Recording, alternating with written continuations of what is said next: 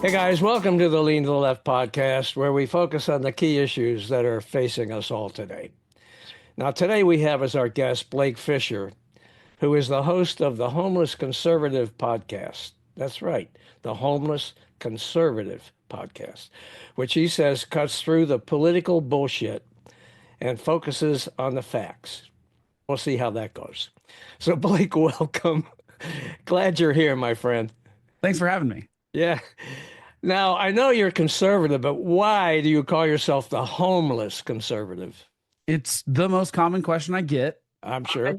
Yeah, to some, it makes immediate sense. They're like, "Oh, I identify with that," and other people, it makes less sense. I feel like what it is, I don't feel any less. I don't feel like obviously people evolve. I change my mind on things. I like to look at new information, but for the most part, I feel like I'm the same conservative I was 5 years ago, 10 years ago, 20 years ago, whatever. As far as like the pillars of it are still there. At the same time, I don't feel like the Republican Party is the same as it was. And I don't feel like most of the direction the party has gone are not ways where I go, yeah, I think that's a good idea, or that I agree with those principles. Mostly because I don't think there are any principles. I think it really is just whatever Donald Trump says, that's what we're going with. Uh-huh. Donald Trump's he's admittedly not conservative. So Uh-huh. that's where my problems He stem used to be a Democrat, right? and even out loud, he'll say, I'm not a conservative. And he'll say, America first means whatever I think it means. There's no principle there. There's no ideals there. There's no limiting, here's what we all think. And I think that parties have to have, I'm not saying I think both parties have done too bad a job lately of saying, if you don't check off all these boxes, I Right. don't want you. And I think that's why more and Right. more people are becoming independents. Yeah. And both parties have been bad about that, sort of this ideological purity test. Yeah. The problem is, like, at least the Democrats have a list of things. Republicans right now, it's just a person that's at the top of that. I don't see how there's any future for that. Like, you think beyond Donald Trump, and what will the Republican Party mean in 5 years? I don't think anyone can tell you. But I Okay. don't think it's the things that I think it should All be. right. That answers the question. Because I'm looking at your background and you certainly don't look like you're homeless. No, I live in a house. It's a metaphor. It is not a real thing. I have a house. I have a wife and kids. I have a nice little Okay. office. Yeah, I'm not Okay. physically homeless. That is not a problem that I Got it. But talking about homeless, what do you think of his forced clearing out of homeless individuals in D.C., for example? He man, issued, wait a minute, he yeah. issued an order encouraging expansion of involuntary psychiatric interventions for people experiencing severe mental illness, framing homelessness as a law and order issue. I think homelessness is one of the trickier things, mostly because we refuse to talk about it in the real terms of what's going on. It just is, it doesn't, it seems like everyone's just interested in not seeing it anymore. No one's really interested in solving it. Not Yeah. no one, but like largely people don't want to be inconvenienced by seeing it, and they would like it to be somewhere else. And I I I think that we've experimented a lot with what works and what doesn't work with homelessness. I don't think the mental health thing is tricky though, because we swung a pendulum too far by basically shutting down all the mental, like the places people used to get sent Yeah, to. didn't Reagan do that? Yeah, Yeah. and a little bit before that, because there were some controversies in the 70s, I guess, that were Uh, the way some of these patients were being treated. right. And so we just shut down all of those. And basically those people those are the people that we see on the streets now, is the people Uh, that would have needed to be committed to some sort of psychiatric facility, because unfortunately, what we've decided is that the only way to get people help if they have bad mental health or drug addiction is they're going to have to get arrested and go through the criminal justice system first to be able to get that help. And that, like, my cousin's one of these people. He's bipolar, oh, yeah. not on your medication, you Uh, make stupid decisions, and he had been arrested so much that some judge just threw the book at him. And of course, once he's in jail and actually taking his medication, he's a uh, lot different and a lot better person. So in some ways, he needed that. Now, did he need a 30-year sentence? I don't think that's necessary or helpful. 30 years he got? That was that he pled to 30 years. He Oh was my right in God, mind. really? Yeah, and so he's been released since then because other judges, and fortunately, he has a sister that has the resources to help him with this kind of stuff, and they've basically Uh, shown that, like, he was not in a right mental state of mind where he could accept a plea deal. He was manic at the time, and you uh, guys knew that and took advantage of it. So anyway, he's out now. but it's a huge adjustment. So we got to ask, like, is that really the path we need to go to get people mental health when they're not willing to seek it themselves? And I don't have a good answer for that, because I do think there are people that we have to help them. They can't help themselves. That line, do they have to commit a crime first? Like, Right. where's that danger to themselves or others line? It gets really tricky when you're talking about addiction and mental health issues. Not that's all of homelessness, but it's something, it's It's responsible for part. It is 70 to part. It's a 80%. very important part of it. It's a It really huge is. part of Yeah. it. Yeah. To me, those things we've got to decide how we want to, as a society, take care of mental health. And I don't mean mental health like going to therapy or slight depression. I'm talking about like Yeah. really serious, like Yeah. bipolar and schizophrenia and these Yeah. things that tend to go hand in hand with drug abuse and homelessness. Yeah. You know what? I saw a picture online. It might have been in the Washington Post of this homeless guy clearing out his tent in DC. And there was a big machine of some kind, like a bulldozer, waiting to clear his tent out of there. Yeah. That is freaking cruel, in my opinion. Yeah. I mean, it to me, there's Utah had some promising stuff, and then we figured out they were like manipulating the data in a way that it wasn't real. There's all this argument about like housing first versus not, and I don't know the right answer there. To me, no one has successfully done the thing where they're like, we're just gonna let people camp here and it'll be fine. It never is fine. No, Like, it's I not. don't think that's good for those people either. I Right. think often there are some people that just think, oh, just let them do what they want to do, the libertarian-esque side of Right. things. So they're not hurting anyone. Yeah. Yeah, You know yeah, what? but like maybe they're I hurting used to live in themselves, you know? DC. I worked on Capitol Hill for a number of years. And there were homeless people sleeping on park benches right outside the White House, Yeah. practically. And so Trump is riding around in his limo and he's seeing all this and it's pissing him off. Yeah. And so he just says, screw this, I'm getting rid of these people. And in come the bulldozers. Oh, I absolutely think Trump is the guy that just wants to not see it. And if he can't Yeah. see it, it's no longer a problem. And Right. Exactly. and Yeah. that's where most people are, unfortunately, is Yeah. I just don't want to see it. I think it's way more complicated. I don't think it's really something. I think the biggest problem is that drugs are different than they were Yeah. 30, Yeah. 40, 50 Yeah. years That's ago. true too. Yeah. And Yeah. fentanyl is like the addictive nature of opioids specifically. So it starts with pills for a lot of people. It turns into fentanyl and heroin. I do not know a person that doesn't know someone like very close that has dealt with someone being addicted to opioids. It's just like, it's such a widespread Yeah. problem. Right. I don't think anyone has a very serious solution to that. It gets harder and harder to me Yeah. technologically when you've got something that can be produced at such a large scale, whereas the potency and the ability for it to kill someone is Yeah. it's like the size of a postage stamp that you can send Right. stuff around literally in the Right. mail. To me, we're dealing with two parallel things that are similar with guns and with drugs, is that as the technology makes it easier to make those things like 3D printed guns or that kind of stuff, the regulations are already out of date. You know Oh what I mean? yeah. You can already print things. So any kind of regulation trying to prevent the sale of guns isn't going to really help if people can just 3D print their own stuff. And same thing with drug That's true. manufacturing. It's not like you have to, like, it's not like cocaine. Cocaine took up a lot of space. They had to figure out some sort of way to get it across the border. Fentanyl is so easy to sneak in because it's so much smaller as far as how much. So we're fighting the drug war, gun, all this kind of stuff in old ways. And the technology is changing to a degree where we've got to like drastically change what the mentality is there. And I don't think any of the old ways are going to work. But you know what the good news is for you and me? Yeah, I know. What is it?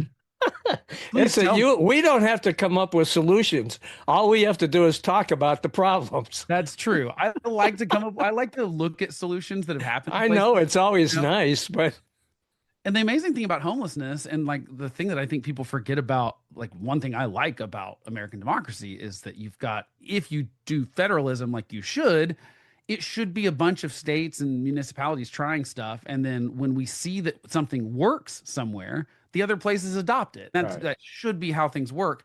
And there are some towns that have done better at solving the homeless problem. yeah. Okay. It's not Los Angeles. I don't think it's DC. I don't think it's New York. There's places like Houston that have done some stuff. San Diego's done a lot of good stuff. But so yeah, we should look to those places and say, what did they do that worked? And normally it's not some sexy thing that politicians get to cut a ribbon on a new place. and so they're not interested in those solutions. Exactly. All right, enough about homelessness. I want to know what you think about Trump deploying the National Guard into D.C. and the red states sending their personnel to D.C. to help out. What do you think Yeah, about all that? I don't think it's going to do anything toward the goal that he wants. DC, for the left, the people on the left and the media that are pretending DC does not have a crime problem is laughable. That's bullshit. Of course it has a crime. Right. Every big city has a crime problem, But it would, whether it is controlled by Republicans or Democrats. but DC has the fourth highest murder rate in the country. So it's not just a problem, it is a serious problem. And so for anyone on the left that pretended like this is ridiculous, there is no crime problem in DC. I saw that a lot, or it's the lowest it's been in 30 years. So let's actually look at the data and see what that said. It dropped from the 90s. It dropped from everywhere in the 90s. We had a really bad violent crime problem in the 90s. It went down to its lowest at 2012, and then it started ticking up again. It peaked again in 2018 and 2023, and it's been going down since then. But yeah, just because 2024 was 30% better than 2023, it's still the fourth highest murder rate in the country. Yeah. That should be something we are not proud of as Americans, that our capital. Exactly. It's a problem. However, Donald Trump sending the National Guard to be at the mall where it's visible and tourists will see it, that is not where that crime is happening. No, it's not. And so it's not going to help. He needs more than 30 days. You cannot fix this problem in 30 days. Congress is not going to give him that additional time. Although I think he's totally within his power to do so. I do not think I'm not into this is a constitutional emergency. It's not. He has the power to do it. DC has only been somewhat self-governed for the last 50 years. So yeah, I don't know if he has the power or not, but the fact is that he's doing it, and it's pissing a lot of people off, a lot of demonstrations in DC and so on and so forth. But basically it's because he was mad because one of his buddies, one of his Doge buddies, got his car hijacked or whatever. And look, that should be something that upsets us. Like a couple can't be out and not get mugged by teenagers. And he was like beat up. It was not just a carjacking. I mean, he was, because he was trying to protect her. They attacked him. That should not be happening in anywhere. No, it shouldn't. Of course not. Certainly shouldn't be happening. So he has a point about the crime problem. He also has a point about Democrats in the area not having taken it super seriously, especially after COVID and the Black Lives Matter stuff. And there was a tamp down in prosecution specifically. DC has a prosecution problem. What's interesting about that is Donald Trump has already complete control of that because it's the U.S. Attorney's Office that prosecutes serious crimes in DC. So that's why you saw a drop under Biden. They decided they didn't want to prosecute crime. So what you ended up in DC is a town where 2023, there was a 1 in 5 chance if you were arrested with a gun, not allowed to have a gun. There was only a 1 in 5 chance that you'd be convicted of a felony. That's crazy to me that we can catch people with firearms they're not supposed to have. In some case, they've modified them to be automatic weapons. And they're not getting any jail time, and they're getting hit with misdemeanor plea deals, or they're not getting charged at all. That is because the U.S. Attorney's Office chose not to prosecute gun crimes. So you can't in one side of your mouth say, we take violent crime seriously, and then only prosecute 1 in 5 people that you catch with illegal guns in DC. You cannot have it both ways. And unfortunately, I think where the left has an optics problem, unfortunately, which is so stupid because I don't feel like most people really feel this way, but they don't like the idea of prosecuting those crimes because unfortunately 96% of the gun crimes are committed by Black people in DC. And so they don't want to look like they're mostly arresting young Black men. But on the flip side of that, guess who are the victims of all those shootings? It's young Black men. They're dying at 3.5 per 1,000 people aged 15 to 24, which is on par with the level that we lost soldiers in Afghanistan and Iraq. So if you were a Black 14 to 24-year-old in DC, you have as much of a chance of dying by gunfire as the soldiers we sent to Iraq and Afghanistan. That should not be okay with us. Like, we should not be okay with that victimization rate or the perpetrator rate. And we know how to solve this problem. You arrest the people that are committing those crimes, and you prosecute them, and you put them in jail for it. And we would But the U.S. Attorney's Office is not willing to do that. And it's interesting to me that Donald Trump's not even talking about that aspect of it when that's really the problem. The problem is not arrest rates, although Right. the police arrest fewer people because they see that nothing's going to happen when they Right. arrest these people. A lot of problems there. Okay. All right. I want to switch topics a little bit here. I want to talk about the Jeffrey Epstein situation. Okay, that's a All fun right. one. Yeah. Tell me about what you think about whether the documents should all be released without redactions of references to Donald Trump. And do you think all of this could actually threaten the Trump presidency? I waffle back and forth a lot on this one. I don't think there's some client list. I don't think that Jeffrey Epstein was stupid enough to keep a digital or physical file somewhere that had the list of all the crimes he's committed. Yeah, I bet you there's some videos, though. The reason I don't think there is, and I think this is pretty credible. I went back and read at the last kind of big brouhaha in June or July or whatever, this kind of storms back up. I went back and read the federal prosecution in Florida that he did take a plea for, which was, I think, underwhelming considering the crimes he had committed. It's really clear in that grand jury testimony that he is pretty careful about how he does stuff. But I find it very hard to believe that he ever videoed it because I think that's evidence of the crime. And I think he'd be foolish to do so and have other people know that video exists. He was very careful about he'd recruit someone and then that person would go recruit people. But the story throughout the grand jury testimony was these young women who had basically, this is the grossest possible way to talk about it, but they aged out of his preference. And so now he's asking them to go get younger girls. They always told the girls to say they're 18 when they're asked. And so that then when whatever staff member was at the house or him is, how old are you? They say 18. But to me, that was so obviously something he told someone to tell them. It's plausible deniability. So I find it very hard to believe that guy that would go through all of those processes with individuals and trying to cover tracks. I didn't know. Well, I find it hard to believe he has a list. Yeah. What do you think about all these pictures of him with these young, look like they're 13 years old, these young girls? Well, one of them in the jury testimony in Florida was 14. She was. Yeah. And one of them actually described the rape. Yes, no, multiple of them, yeah, essentially did. And they were describing it in a way that they didn't realize it was that at the time. And normally it was like they're getting paid. It always starts with a massage, and it's really gross. He victimized over 1,000 girls. All right. You just said he victimized. So Absolutely. should he be president of the United States given that? Hold on. I'm talking about Jeffrey Epstein did that. Oh, I think Donald Trump's a creep. I've seen no evidence that he's a creep with underage girls. What's so weird about the Epstein stuff with Trump specifically is that he obviously cut off the friendship with Epstein before any of those charges even happened, before the investigations happened.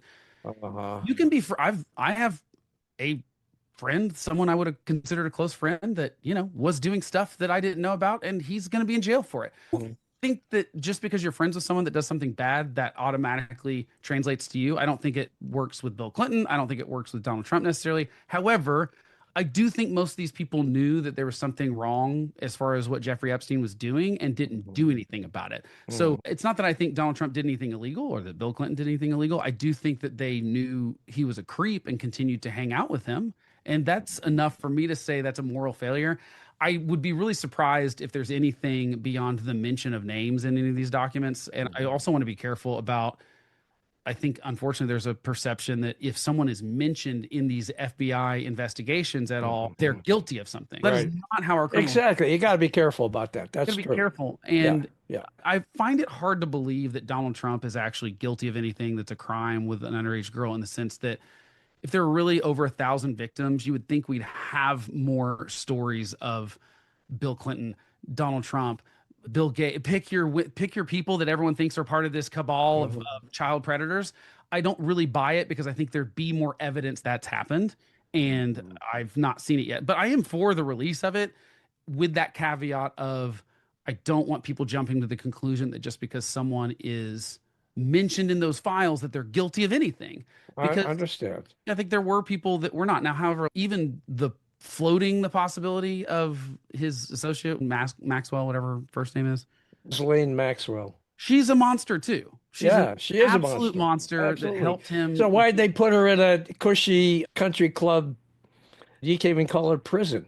I think that again, it's about who you know. She cut a deal, Unfortunately, yeah. yeah, I think that it's not that great of a deal in the sense that you're still in prison, and maybe that fits this kind of crime. I don't know enough about the Yeah. sentencing structure All of right. people that helped Okay. victimize thousands of girls. It Right. doesn't seem harsh enough to me because I think Right. we should be protecting kids a lot better than we do. Right. Yeah. I think it just proves that we're not really. I think everyone's scared of that Hmm. information coming out because I think that he was well connected to lots of Democrats and lots of Republicans, and I think that there are plenty of. I think Donald Trump's a creep. I think Bill Clinton's a creep. I think that we should be able to say that and not. But so often people only say it about whoever's not on their team, and it's unfortunate. Okay, got it. All right. Now I want to switch to the big beautiful bill. All right. And what it does to Medicaid and other support programs for Yeah, poor individuals, people that need help, yeah. in order to pay for tax cuts for people that don't need help, upper income individuals. What are your thoughts about that? Well, there's almost nothing I like about the big beautiful bill because mostly the first word in it, it's big and it's Uh-huh. gigantic spending bill. That's all it is. And that's all anything has been in Congress for my Hmm. lifetime, essentially, since Yeah. 2000. Yeah.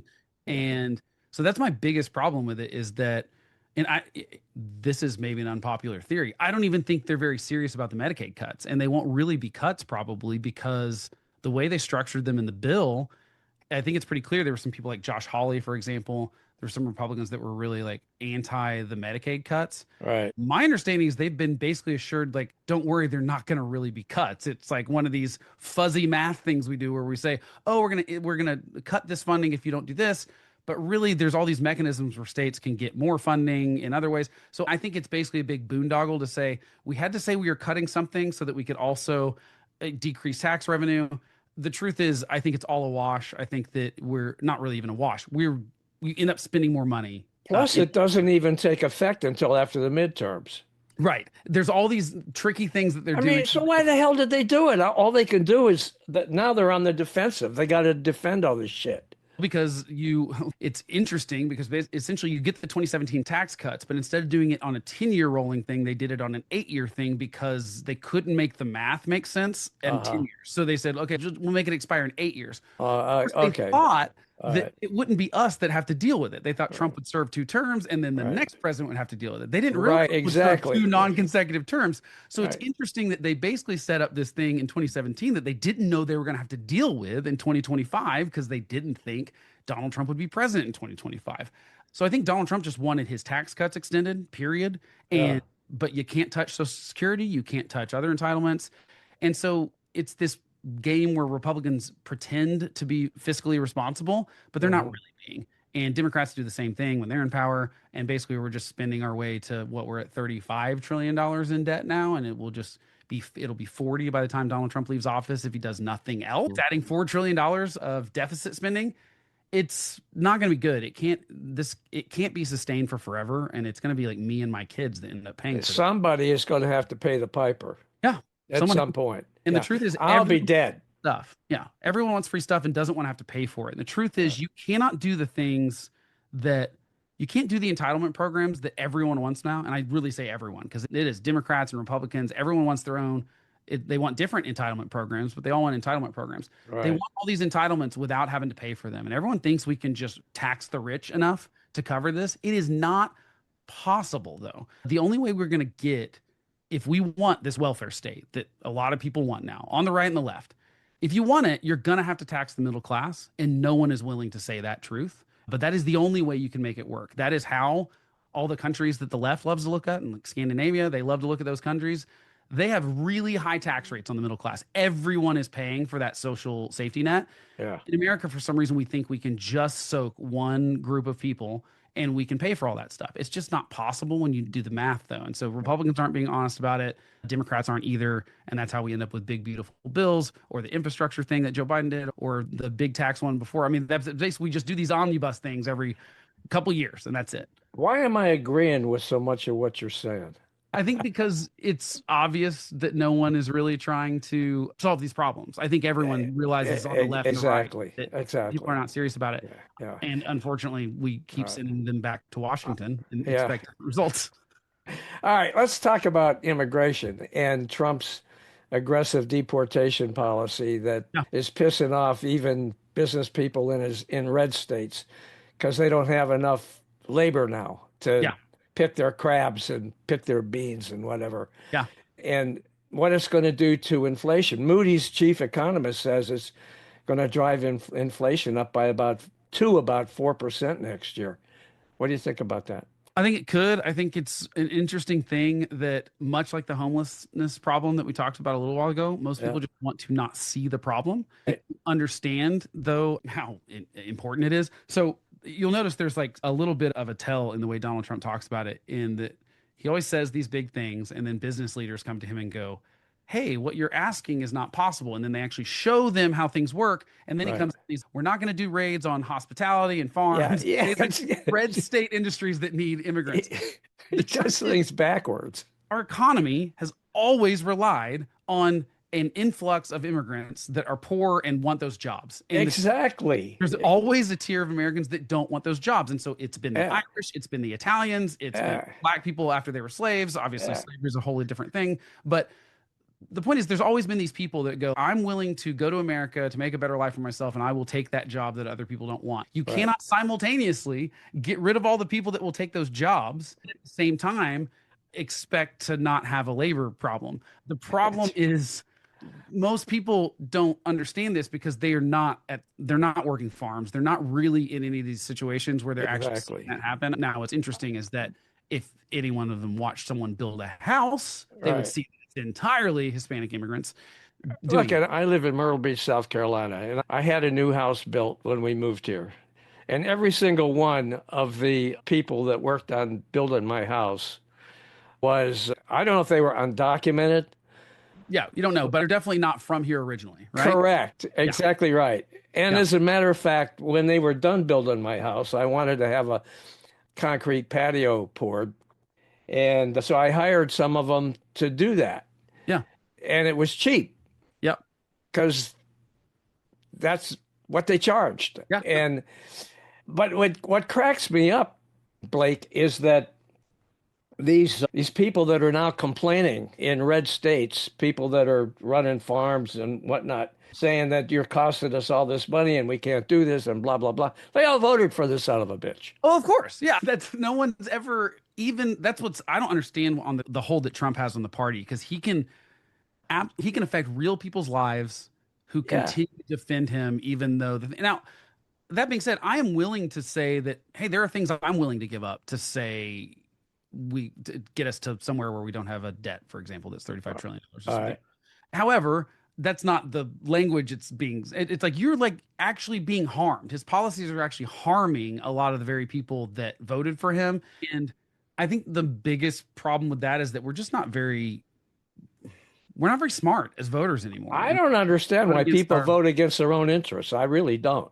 Yeah, I mean, I do sometimes if there's like a principle there. Yeah, but come on, this is mostly not that. That's not. This is just I like that guy. Yeah, that's right. I like what he says. He talks my language. Yeah. All Like, right. Free market capitalists. I Right, would vote right. for that even if it hurt me financially. Like I'd be like, that's the right thing to do because I think it's the right thing for everyone. But this is not that broad of an intellectual debate. It's just that he fights or he's whatever, he's going to own the libs or something. It's never.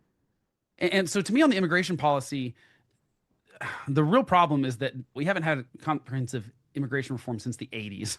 And so we need it really bad. So Exactly. much is wrong. And what Biden did was, I think Democrats are in a really bad position right now because of Biden's just laissez-faire treatment of immigration and pretending it wasn't a big deal. And clearly voters cared about it. And I don't think he took it seriously enough until it was too late. The problem then, Trump torpedoes that bill that's bipartisan. That Exactly. to get an immigration reform bill that didn't have Right. amnesty in it or any of these other things, if you could go, I read someone that said, if you could go back in time to like 2005 and you show someone this bill, you would think that Republicans had like super majorities in the House and the Senate and were just dominating politics to get that bill on a Democratic president's desk. You would not believe it's possible. Trump torpedoes it because he doesn't really care about the issue. He wanted it to be an issue for his campaign. That's right. If he was serious about it, he would have asked for an updated version of it to be on his desk on day one when he became the president. All he's doing is executive orders, and anyone that likes what he's doing, I say, okay, you can, I agree that the border was a problem. Like, we need to be able to know who's coming into the country. We need to be able to vet that, especially with kids, going back to Well, kids who again. can argue against that?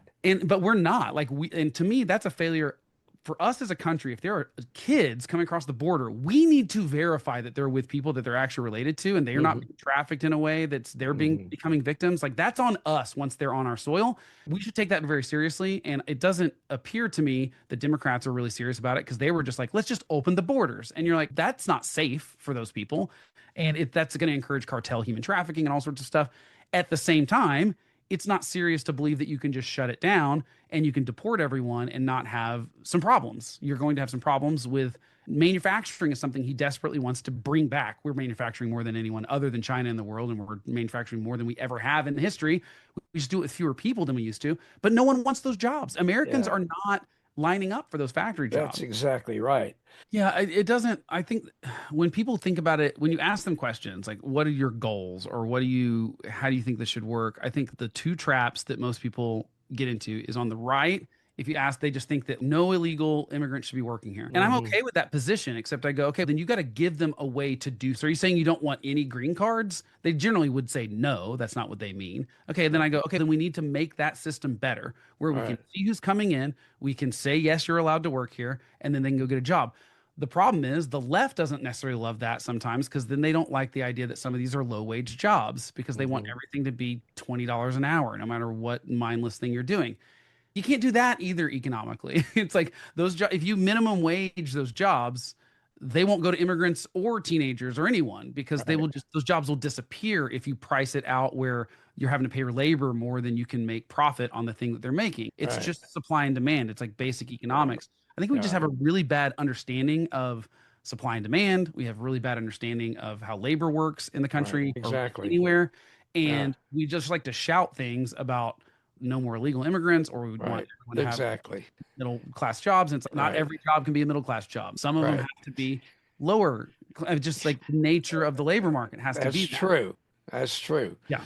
Although AI may change Yeah. Now AI is a totally different curveball, but I different curve. think it's going to be people always think that jobs just disappear, and they forget that most technologies create a bunch of jobs that didn't exist either. And normally those on net are more than the ones that get go, Yeah, but creates the more thing jobs than it is kills. that a lot of people that have those jobs aren't capable of taking higher paid technology jobs that are replacing what they did. But to me, that means people have to catch up. I don't, Uh, yeah. some people are too old to catch up.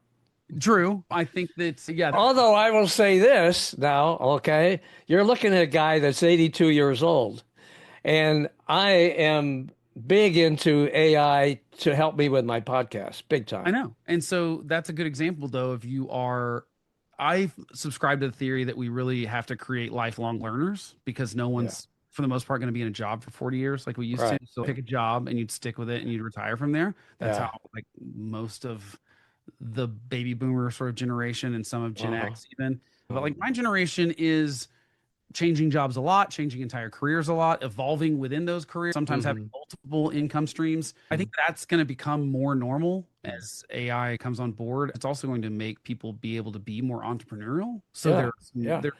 so I'm that's seeing that part of it. already. Don't Aren't you seeing that? Oh, absolutely. I'm Yeah. seeing it help people that have single sort of Yeah. operational things Yeah. where they're Yeah. using it for some of the mundane stuff that Yeah. they maybe have to pay someone for. But Yeah.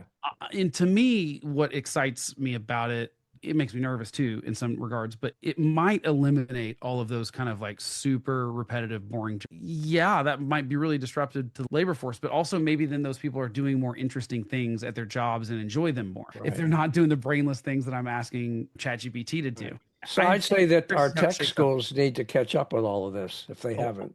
all of our schools need to catch up. Yeah. I don't Yeah. think they're teaching in a way. They're teaching like, and maybe this is an oversimplification. I still feel like primary education for kids is teaching them as if the internet doesn't exist. Hmm. So forget AI. It's like they're still teaching the dates, and we want you to memorize this kind of stuff. It's no, I can look up any of that on my phone anytime I want to. I think it's more to understand why things work the way they work, the lessons from history, like how this affected things. It's not important to remember the names and the dates I agree clearly with as you. much as it is to remember why things happened. And so I just think we're not teaching, and we still aren't teaching the skills of my generation was the worst at just being, we were hammered with, you got to go to college. You have to go to college. You have to go to college. As if you didn't have a plan to go to college, your life path was going to be worse than everyone else's. And I think it's pretty obvious that's not really true. There's a lot, we need plumbers, we need electricians, we need a lot of people with skills that have nothing to do with going to college. And honestly, sometimes they make a lot more than people that do go get some degree that they don't use in college, and they go into wild amounts of debt for. So again, we just told everyone they got to do this thing that 33% of the country does. And I don't think it was a very good way to do it, because now I know a lot of people that are either saddled with debt or they have degrees they don't really need. As the workforce has changed, it's been interesting to see how that has like been watered down to a point where almost no one thinks that it's really as valuable unless you get a master's or you go to Harvard or somewhere. You're like, oh, that's an impressive. Right, exactly. You got your degree from. So I think that we've got to change the way we teach people. And plus, like, what, a third of the country can't name the three branches of the government. Hey, Blake, there was one other thing I really wanted to ask you about. That's the tariffs and their impact on inflation. Oh, yeah. What are your thoughts about all of that? I cannot see any good coming out of it, frankly. All I see is higher costs. I go to the grocery store already. And I was shocked at the price of coffee beans the other day. I grind my own coffee beans, and I was shocked that what I was paying $10 for is now $20, and it's just crazy. Yeah, it's wild to me that going back to November, clearly the two things that were at top of everyone's mind was inflation was out of control and was out of control. It's just a survey after survey, poll after poll said those were the issues. Exactly. And that's why Biden and Harris had no chance, because they had screwed those things up so bad. They blew it, and no one was trusting them. Everyone said that even if I don't trust Donald Trump, I trust him more on those two issues so those were top of mind. And Donald Trump gained in every demographic other than college-educated white women. He gained in every other demographic from 2016. So it's very obvious that those are important things. To then turn around and think that tariffs, I do think that's the one thing that Donald Trump actually believes, is that trade is bad.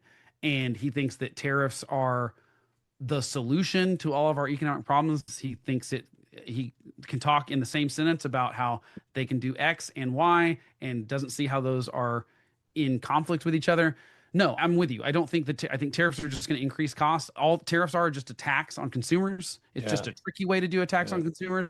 So when Donald Trump's out there bragging about all this income that's coming in from the tariffs, I don't think what he and Republicans understand is that if prices continue to rise, which I see no indication they won't, I don't think we've felt it as much yet because so many people stocked up in the lead up to the talks about the tariffs happening. It's inevitable. You're going to see it once we run out of that thing. And that's why you're seeing it at grocery stores more than other places, is because you can't stock up 6 months of avocados. It doesn't work that way. That's right. And so people are seeing it at grocery stores. They are seeing it on travel. There are plenty of indexes that show that prices are rising. I think they're really going to start rising in the fall. I think Donald Trump's only hope is that the Supreme Court comes in and says, actually, you're not allowed to do tariffs, and he gets to blame them.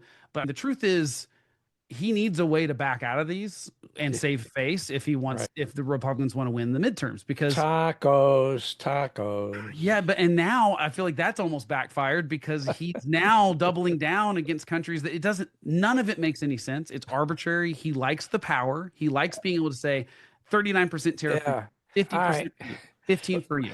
So what do you think about this announcement that he's planning to do away with voting by mail and voting machines, even though it would, I don't think he doesn't have constitutional authority to do that. No, he doesn't. But you know what? On the same day, Newsmax agreed to pay $67 million to settle a defamation case brought by Dominion Voting Systems. Which, that's a steal. That's only a tenth of what Fox had to pay him. I know, but they paid $40 million before to Smartmatic. They're 100 in the tank. Yeah, they're 100 in the tank, and Fox News is 787.5 in the tank. Right. I will say, on the theory behind the case, I do not like electronic machines that are connected to the internet. I do not think those should exist, although I do not think the federal government has the power to tell people to not use them. I think states have to make that decision. There are some voting systems that are better than others. I prefer them to not be online. I prefer them to have some sort of paper trail behind them. I agree with that. Why do they need to be on the internet? They don't need to be. I think it's a convenience thing, but to me, no, you have a station worker that has to call those numbers in or whatever, and then has to deliver the paper receipts. I definitely do not want a system that we cannot go back and count the paper ballots. Agreed. Why? Since Sure. 2000, Florida should get all the credit in the world for going from hanging chads in 2000 and being a disaster to they have one of the best systems in the country now. We get all the Florida numbers almost immediately, while California is still counting for weeks. Florida has done the work that they needed to in a relatively short amount of time. So Right. good on them. More people should copy it, but I do not think the federal government has any say in this whatsoever. And I like it that way that we have 3,000 counties doing this because it's much harder to hack. Uh-huh. It's impossible, actually. I agree. All right. Hey, you know what? We covered a lot, didn't we? We did. It was like rapid fire. I like it. All right, man. It's great talking to you, and I really enjoyed it. Thank you so much. Hey, guys, I'm Bob Gatty, founder and host of Lean to the Left. I'm excited to share our new book, Hijacked Nation, Donald Trump's Attack on America's Greatness, co-authored with political analyst and professor C.J. Waldron. In Hijacked Nation, we delve into the unfolding story of America's political landscape through a series of essays from leantotheleft.net. We explore how Donald Trump's presidency has transformed American politics, challenging our values and institutions. Hijacked Nation isn't just a book, it's a call to action. It invites you to reflect on what it means to be American in a divided political landscape. Together we can reclaim our nation's greatness. So get your copy of Hijacked Nation today. Visit leantotheleft.net and click on the Books tab to learn more and to order.